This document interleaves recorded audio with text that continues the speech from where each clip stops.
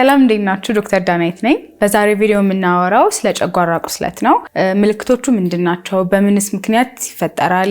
እንዴት እንከላከለው? ህክምናውስ እንዴት ነው የሚሉትን እናወራለን እና በዚህ ቪዲዮ መጨረሻ ስለ ጨጓራችሁ ጤንነት በትንሹም ቢሆን ታውቃላችሁ ብዬ አስባለሁኝ። ለቻናሉ አዲስ የሆናችሁ ሰብስክራይብ አድርጋችሁ እስከ መጨረሻው ድረስ ተከታተሉ። የጨጓራ ቁስለት የምንለው በጨጓራችን በውስጠኛው ሽፋን ላይ ወይም ደግሞ ላይን ላይ ያለ ቁስል ሲፈጠር ነው። ወይም ደግሞ እዛ ጋር ብቻ ሳይሆን ከጨጓራ አልፎ ወደ ትንሹ አንጀት መግቢያ ላይ ያለው ዱድነም ብለን የምንጠራው ቦታ ላይ እንደዚሁ ተመሳሳይ ቁስለት ሲፈጠር ነው የጨጓራ ቁስለት የምንለው። ለምሳሌ ጨጓራችሁን እንደ ባሉን አድርጋችሁ ሰዱት፣ ወይም ደግሞ ፊኛ ሲነፋ ውስጡ ያለው ፓርት የጨጓራችን ላይን አድርጋችሁ አስቡት፣ ወይም ደግሞ ሽፋን ነው። ይህ ሽፋን ጨጓራችንን ከአሲድ ያው በአሲድ ስለሆነ ምግቡ ይፈጨው ወይም ደግሞ የሚብላላው ይህ አሲድ ያንን የጨጓራችንን ላይን እንዳይጎዳው ተብሎ ወይም ደግሞ ውስጡን ጨጓራችን እንዳይጎዳው ተብሎ የሚኖር የሽፋን አይነት ነው እና ይህ ሽፋን ሲጎዳ ነው የጨጓራ ቁስለት ወይም ደግሞ ፔፕቲክ አልሰር ዲዚዝ የምንለው የሚፈጠረው ማለት ነው። እና ብዙ ጊዜ የጨጓራ ቁስለት የሚፈጠረው ኢምባላንስ ሲኖር ነው። ይህም ኢምባላንስ ምግቡን ለመፍጨት ተብሎ የሚመረተው አሲድ እና ይሄ ላይኒንግ ያልኳችሁ በሽፋኑ መካከል ይሄ ፕሮቴክቲቭ ላይኒንጉ ያለው በሽፋኑ መካከል መመጣጠን ሳይኖር ሲቀር ወይም ደግሞ ኢምባላንስ ሲኖር ነው። ይህንንም ኢምባላንስ ወይም ደግሞ አለመመጣጠን ከሚያመጡ ነገሮች ውስጥ የመጀመሪያውና ዋነኛው ሄሊኮባክተር ኢንፌክሽን ወይም ደግሞ ኤች ፓይሎሪ ኢንፌክሽን የምንለው ነው። ይህ ባክቴሪያ ሰርቫይቭ የሚያደርገው በሰዎች ውስጥ ብቻ ነው እና በተለይም ደግሞ ሰርቫይቭ የሚያደርግበት ቦታ አሲዳማ ቦታ ላይ ጨጓራችን ውስጥ ነው እና ስለዚህ ይህ ባክቴሪያ በሚኖር ጊዜ ያንን ላይኒንግ ወይም ደግሞ የጨጓራችንን ሽፋን በውስጥ በኩል ያለውን ሽፋን እየጎዳው ይሄዳል። ሁለተኛው ደግሞ ይህንን ኢምባላንስ ከሚፈጥሩ ነገሮች ውስጥ አንዳንድ መድኃኒቶችን እንደ ኤኔሳይድ የምንላቸው ወይም ደግሞ ይሄ አይቡፕሮፌን፣ ዳይክሎፌናክ፣ አስፕሪን የምንላቸውን የህመም መከላከያ መድኃኒቶች ለረጅም ጊዜ ስንወስዳቸው ይህንን የጨጓራችንን ላይን ወይም ደግሞ ሽፋኑን እየጎዱት ይሄዳሉ ማለት ነው። ከሌሎች ምክንያቶች ውስጥ ደግሞ ለምሳሌ ሲጋራ ማጨስ፣ አልኮሆል በጣም ከመጠን በላይ መጠጣት፣ እንዲሁም ደግሞ ሌሎች ህመሞች ካሉ ፊዚካሊ ስትረስ ካለብን፣ ስትረስ ጨጓራን ያስነሳል እንደምታውቁት። በጣም ሬርሊ ደግሞ አንዳንድ ካንሰሮች ወይም ደግሞ ቱመሮች አሉ የአሲድ ሲክሬሽንን ወይም ደግሞ የኤችሲኤል የምንለውን አሲድን የሚጨምሩ ፕሮዳክሽኑን የሚጨምሩ ካንሰሮች አሉ። እነዚህ ዋነኞቹ ምክንያቶች ናቸው። ይህም ማለት ምንድነው? አሁን እነዚህ ከላይ የነገርኳችሁ ነገሮች የጨጓራ ሽፋኑን በጣም ሲጎዱት ከዛ ደግሞ አሲድ ኦልሬዲ ያለው አሲድ ኢቭን የጨመረ ባይሆን እንኳን ሽፋኑ ስለተጎዳ የመከላከያ ጨጓራችንን የሚከላከለው ሽፋን ስለተጎዳ ብቻ የአሲዱ መጠን እየጎዳው ይሄዳል ማለት ነው። ሌሎች ደግሞ እንደነገርኳችሁ ደግሞ የአሲድ ፕሮዳክሽኑንም ሲጨምሩት ይህ አሲድ በጣም ከመጠን በላይ ሲመረት ጨጓራችን ኦልሬዲ ይጎዳዋል ማለት ነው። የጨጓራ ቁስለቶች ብዙ ጊዜ የሚያሳዩት ምልክት በጣም የሚያቃጥል የኤፒጋስትሪክ በርን የምንለው ነው። ኤፒጋስትሪክ ማለት ከእምብርታችን ከፍ ብሎ ከዚህ ከልባችን ደግሞ ልባችን ካለበት አካባቢ ደግሞ ዝቅ ብሎ በሚገኘው ቦታ ላይ የጨጓራ ቦታ ማለት ነው። ይህ ቦታ የጨጓራ ቦታ ነው። ምስል አስገባላችኋለሁ።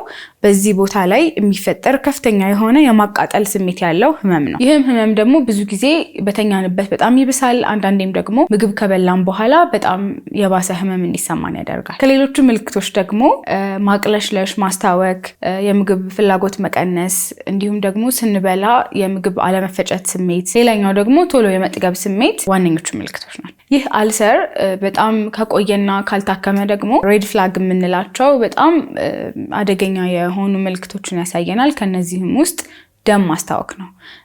ከምግብ ጋር ተቀላቅሎ የሚወጣ ደም ያስታውከናል። እንዲሁም ደግሞ በራሱ ደም ብቻ ላይ ያስታውከን ይችላል። ከምግብ ጋር ተቀላቅሎ የሚወጣውን ደም ብዙ ጊዜ ኮፊ ግራውንድ አፒራንስ ያለው ቮሚቲንግ ተብሎ ይጠራል በሕክምና አጠራሩ። ፎቶ አስገባላችኋለሁ ምን አይነት ከለር እንደሚመስል። እንደሱ አይነት ነገር ካያችሁ በጣም አደገኛ ምልክት ስለሆነ ወደ ሐኪም መሄድ ይጠበቅባችኋል። ሌላኛው ደግሞ ጥቁር የሆነ ወይም ደግሞ ሬንጅ የመሰለ ሰገራ ሲኖር ነው። ይህም የሚሆንበት ምክንያት ምንድነው? ከላይ ስለሆነ የሚወጣው ከጨጓራ ስለሆነ ደሙ የሚመጣው ይህ ደም በአንጀት በኩል አልፎ በትልቁ አንጀት በትንሹ አንጀት በኩል አድርጎ አልፎ ወደ ሰገራ በሚወጣበት ጊዜ ኦልሬዲ ጥቁር ሆኖ ነው የሚወጣውና ታሪ ስቱል ተብሎ ይጠራል። እሱንም በፎቶ ታዩታላችሁ። ሌሎች ደግሞ በጣም አደገኛ ከሆኑ ምልክቶች ውስጥ ምንድነው? ድንገተኛ የሆነ በጣም ኃይለኛ ህመም ነው። ይህም የሚፈጠረው ምንድነው? ይህ አልሰር ጨጓራችንን ቦርቡሮት ሊቀደድ ይችላል። ያ በሚሆንበት ጊዜ ደግሞ የጨጓራ ኮንተንት ከነ አሲዱ ምግቡን ጨምሮ ወደ ውጭ ሊፈስ ይችላል። ማለት ወደ ሌላ ወደ ሆድ ዕቃችን ሊፈስ ይችላል። አሲድ ደግሞ በጣም ከፍተኛ የማቃጠል ስሜት አለው።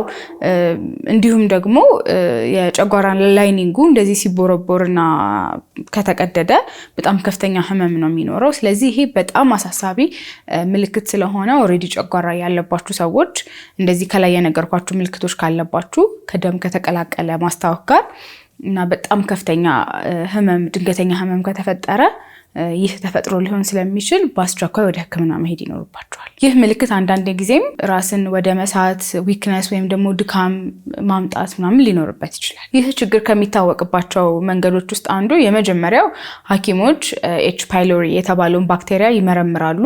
አንደኛ በትንፋሽ ቴስት አለ፣ ዩሪያ ብሬዝ ቴስት ይባላል።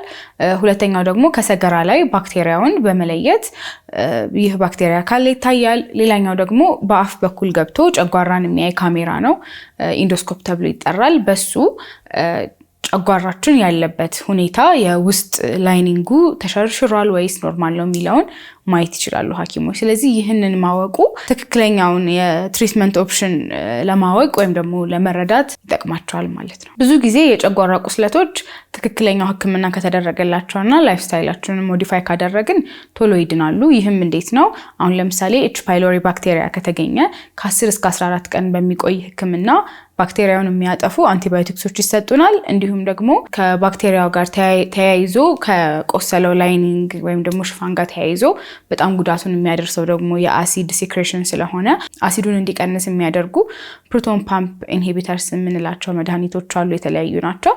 እነሱ ይሰጡናል ማለት ነው። ሌላኛው ደግሞ ቅድም የነገርኳችሁን እነዚህ የህመም ማስታገሻ መድኃኒቶች እንደ አይቡፕሮፌን፣ ዳይክሎፌናክ እንዲሁም ደግሞ አስፕሪን የምንላቸውን እነሱን የመሳሰሉትን መድኃኒቶች መጠቀም በጣም መቀነስ አለብን። ቢቻል ደግሞ ማቆምና ወደ ሌላ ፔንኪለሮች መሄድ ይኖርብናል። ሌላኛው ደግሞ ላይፍ ስታይል ሞዲፊኬሽን ነው። ይህም ምንድነው? የምናጨስ ከሆነ በጣም ከፍተኛ የሆነ የአልኮሆል ኮንሰምፕሽን ካለ ወይም ደግሞ የምንጠጣ ከሆነ እንዲሁም ደግሞ ስፓይሲ ፉዶች ወይም በርበሬ የበዛባቸው ቅመማ ቅመም የበዛባቸው ምግቦች የምናስወግድ ከሆነ ህመሙ ቶሎ ሊወገድልን ይችላል። ስለዚህ የምንከላከለው በእነዚህ መንገዶች ነው ማለት ነው።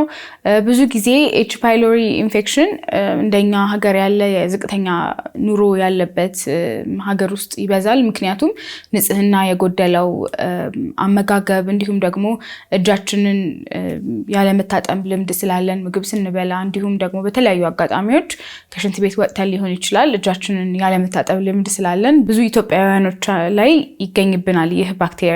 ስለዚህ መከላከል የምንችለው ንጽህናችንን በመጠበቅ ነው ማለት ነው። ከሽንት ቤት ከወጣን በኋላ ምግብ ልናበስል ስንል፣ ምግብ ልንበላ ስንል በሁሉም አጋጣሚ እጃችንን ፍሪኩዌንትሊ መታጠብ ይኖርብናል። እንዲሁም ደግሞ ንጽህናው የተጠበቀ የምግብ አበሳሰል ሊኖር ይገባል። ይህ መልእክት ጠቅሟቸዋል ብዬ አስባለሁኝ እና እርግጠኛ ነኝ ደግሞ ብዙ በጨጓራ ህመም የሚሰቃዩ ጓደኞች ይኖራቸዋል። ስለዚህ ለእነሱ ሼር አድርጉላቸው። ቻናሌን ሰብስክራይብ ካላደረጋችሁ ሰብስክራይብ አድርጉ። ይህን ቪዲዮ ላይክ አድርጉት፣ ሼር አድርጉት። አመሰግናለሁ።